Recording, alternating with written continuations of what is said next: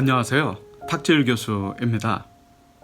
현대종교TV 구독자분들 중에 이단 혹은 사이비 이런 용어가 어떤 것인지 궁금하다는 그런 의견을 주셨습니다.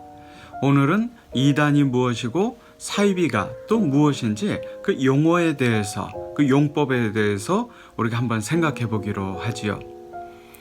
새로운 종교운동 혹은 우리가 이단이라고 부르는 부정적인 종교운동에 대해 갖고 붙여지는 이름들이 참 많지요. 사이비 종교다, 이단이다, 사교다 등등 여러 가지 용어들이 사용이 되어집니다. 결론적으로 저는요, 교리적으로 어떤 종교단체를 판단할 때 이단이라고 하는 용어가 사용이 되어지고, 반면 사이비는 그 단체의 사회 윤리적 그런 문제점들을 고려할 때 사용될 수 있는 그런 용어라고 생각이 듭니다. 이단은 즉 교리적일 때, 그리고 사이비는 사회 윤리적인 문제점들이 노출이 되어졌을 때 사용할 수 있다고 생각을 합니다. 우리 대한민국은 다종교 사회이지요. 끊임없이 새로운 종교운동들이 생겨나고 없어지기를 반복해 오고 있습니다. 비단 우리나라만의 예는 아닙니다. 서양에도요, 종교개혁 이후에 그리고 최근 한 2, 3세기 동안 수많은 새로운 운동들이 생성과 소멸을 반복해 오고 있지요. 그래서 서양 종교 사회학자들에게는요, 이러한 새로운 종교운동의 성격, 정체가 무엇이고 이들을 기성종교와 비교하여 어떻게 분류해야 될지가 중요한 과제 중에 하나였습니다.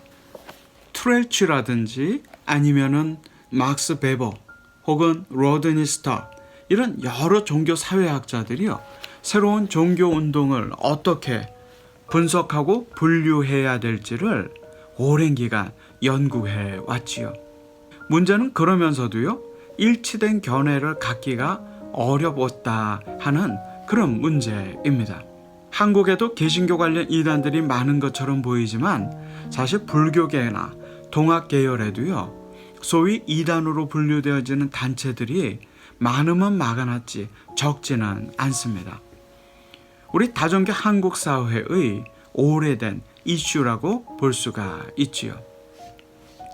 우리가 이단이라고 부르는 단체들에 대해서 해외에서는요, 주로 이단이라는 용어는 교회적으로 사용이 되어지는지 모르겠지만 주로는 컬트라는 용어를 사용합니다. C-U-L-T, 컬트. 이 컬트라는 용어는요, 맨 처음에 종교사회학자들이 쓸 때에는 그다지 부정적 의미가 포함 안 되지 않은 가치중립적인 개념으로 컬트를 사용했습니다. 새로운 종교 운동들에 대해서, 특별히 모 단체가 없는, 어머니 단체가 없는 독특하게 출현한 단체들에 대해서 컬트라는 용어를 사용을 했지요. 그런데 이런 학계의 구분과는 무관하게 컬트라는 용어를 쓰면은 이미 그 안에 부정적인 가치 판단이 내재된 단어가 되어져 버렸습니다. 그래서 학교의 의사와는 다르게 컬트라고 하면은 뭔가 부정적으로, 사회적으로 받아들여졌지요. 현재도 국외, 일본 혹은 영국, 미국, 캐나다 대부분의 나라들은요, 이단이라는 용어보다는 컬트라는 용어를 사용하고 있고, 그 컬트라는 개념 속에는 교리적인 어떤 의미보다는 사회 윤리적으로, 사회가 기대하는 종교적인 순기능보다 종교적인 역기능을 행하고 가족과 사회의 가치를 파괴하는 그런 단체들에 대해서 컬트라는 용어를 사용해 오고 있습니다. 하지만 우리나라는 굉장히 독특합니다. 이단이라는 용어를요, 언론, 사회, 교회 거의 공통되게 사용을 하고 있거든요. 아주 특별한 케이스라고 볼 수가 있습니다. 우리나라에서 선교 초기로부터 이런 이단 사이비 용어가 많이 등장했던 것은 아닙니다. 물론 기독교 복음이 전래되던 시기에 미국 계통의 안식교 등에 대해서 조선 예수교 장로교 총회가 이단이라고 그렇게 분류한 사례는 있지만은 본격적인 새로운 종교 운동에 대한 연구는 아마도 일제 강점기에서 시작을 한 것으로 보여집니다.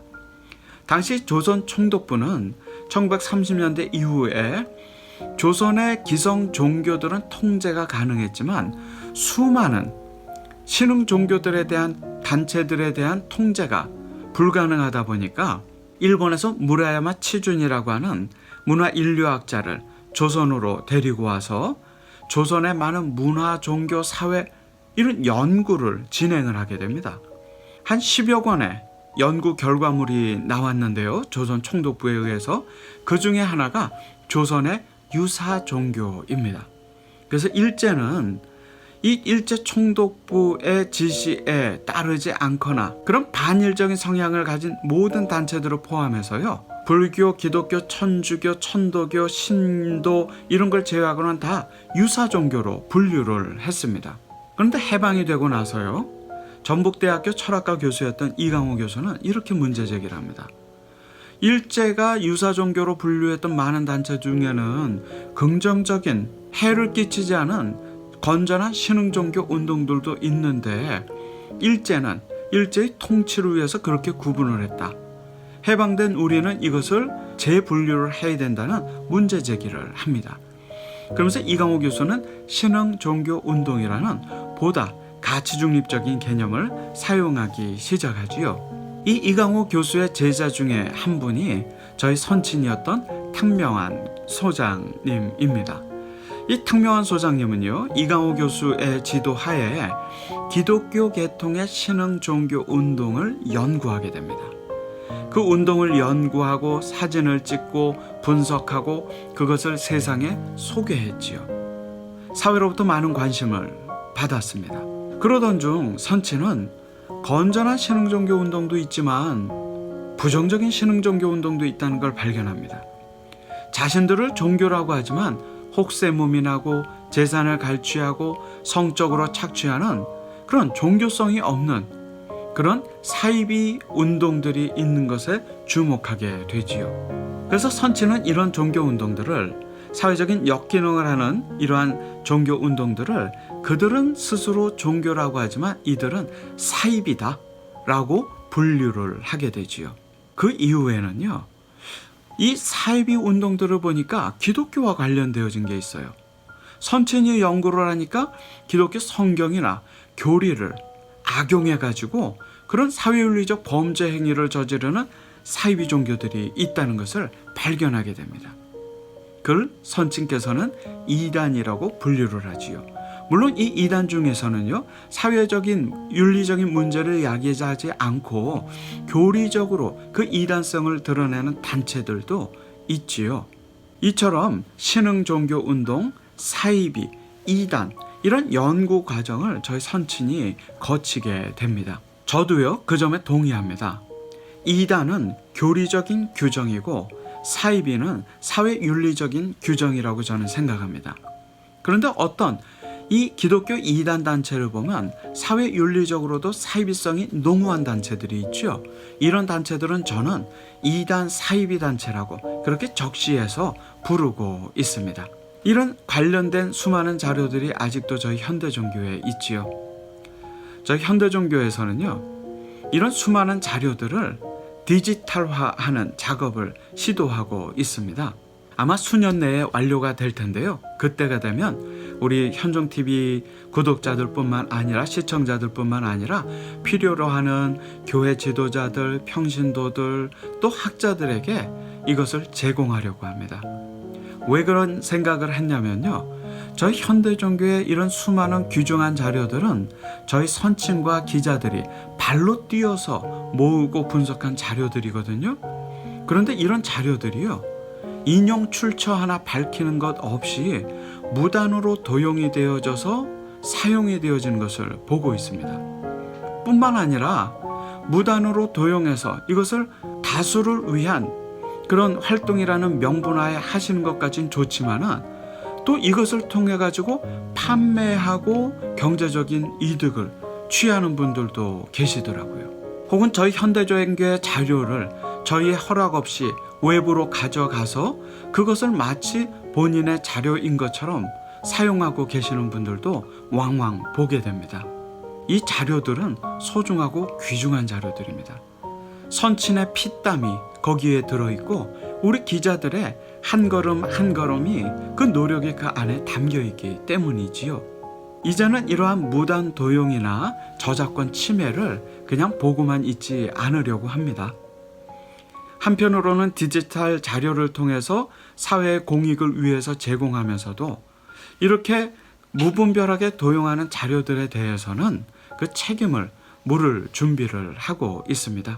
부디 바라기는요, 이러한 자료들을 사용하실 때 그저 출처가 현대 종교인 것만 밝혀주시면 저희들이 그 이상 바라지 않습니다.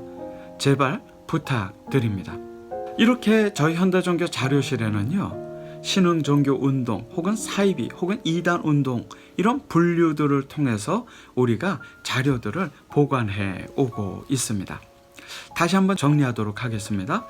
대한민국은 헌법에서 종교 자유를 보장하고 있고, 그리고 이로 인해서 선교 초기로부터 수많은 기독교, 동학, 불교계 신흥 종교 운동들이 생겨났습니다. 그리고 이 새로운 종교 운동들은 사회에 정착하기도 했지만 많은 종교 운동들이 생성과 소멸을 반복해 오고 있지요. 이들 중에 기독교와 연관되어진 단체들, 그리고 그들 중에서도 성경과 정통적인 기독교 신앙 고백에서 벗어나는 개인과 단체들이 보여집니다. 이들을 우리는 이단으로 분류를 합니다. 그러면서도 이들 이단들 중에서도 신앙 고백과 성경을 악용해서 사회윤리적인 문제를 저지르고 가정과 사회를 파괴하는 그런 단체들은 우리는 사이비, 즉 이단 사이비로 분류할 수 있는 것이지요. 이단은 교리적 규정, 사이비는 사회윤리적 규정. 그러면서도 이 이단과 사이비의 모습을 동시에 드러내는 이단 사이비 종교도 있는 것을 보게 됩니다. 이들에 대한 연구가 우리 현대 종교의 관심이고 저의 관심입니다. 추가적으로 언급하고 싶은 것은요, 세계 여러 나라들 중에 이단이라는 용어를 아마 사회와 언론과 교회가 동시에 사용하는 곳은 한국밖에 없을 것입니다. 이처럼 널리 사용되고 있습니다. 이단은 정통의 상대적인 개념인데 이 상대적 개념과는 무관하게 이단이라는 용어는 한국 사회와 교회의 고유명사처럼 되어버린 것이 오늘날의 현실입니다. 그만큼 사회적으로 문제가 되는 이단 관련 문제들이 반복되어 왔다고 하는 반증이기도 하지요. 물론 긍정적인 면이 있습니다. 그건 뭐냐면요, 우리 교회가 이 이단 연구를 공신력 있게 진행해 왔을 때에는 주변 사회로부터 동의와 공감과 협력을 쉽게 얻을 수 있는 그런 분위기가 형성이 되어져 있다는 거죠. 예를 들어서 교회가 이 단체는 이단입니다 라고 하면은 그 공신력 있는 연구 결과를 사회에 보여주면 사회는 조심하고 그 의견을 존중하고 받아들이고 공감할 수 있지요. 근데 만약 생각해 보세요. 교회의 이단 규정이 공신력을 갖지 못할 때는 어떤 일이 일어날까요? 그리고 지금처럼 이단이 문제가 아니라 교회에 대한 비난도 만만치 않다면 이는 또 어떻게 할까요? 이단이 문제가 아니라 공신력 있는 이단 연구를 하지 못하는 그 이단 규정의 주체인 교회가 문제다 라는 분위기가 형성이 되어지게 되면은요, 교회를 지키는 거룩한 싸움인 이단 대처가 교회 안에 무분별한 교권 다툼이나 혹은 밥그릇 싸움으로도 비춰질 수 있다는 것이죠.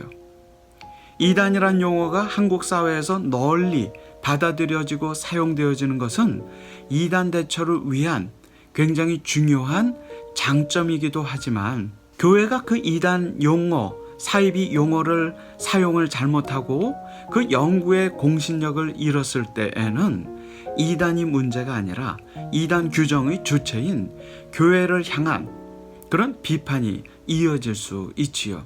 이단 연구 그리고 이단 대처에 그런 위기에 절체절명의 그런 갈림길에 한국교회 이단 연구가 서 있습니다.